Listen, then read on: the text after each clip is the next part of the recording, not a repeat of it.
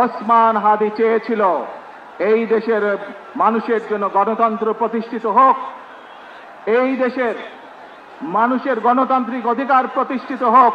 রক্তের ঋণ যদি শোধ করতে হয়, আসুন আমরা আমাদের সেই প্রত্যাশিত বাংলাদেশ গড়ে তুলব।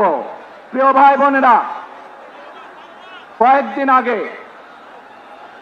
এই বাংলাদেশের 24-এর আন্দোলনের এক সাহসী প্রজন্মের এক সাহসী সদস্য ওসমান হাদিকে হত্যা করা হয়েছে। ওসমান হাদি শহীদ হয়েছে।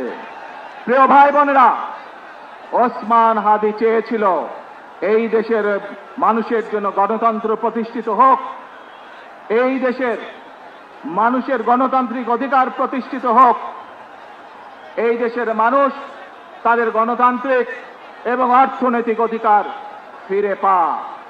আজ 24-এর আন্দোলনে যারা শহীদ হয়েছেন, ওসমান হাদি সহ 71-এ যারা শহীদ হয়েছেন, বিগত স্বৈরাচারের সময় বিভিন্নভাবে খুন গুমের শিকার হয়েছেন, এই মানুষগুলোর যদি শোধ করতে হয়, আসুন আমরা আমাদের সেই প্রত্যাশিত বাংলাদেশ গড়ে তুলব, যেখানে আমরা সকলে মিলে কাজ করব, যেখানে আমরা সকলে মিলে আমাদের প্রত্যাশিত বাংলাদেশকে গড়ে তুলব।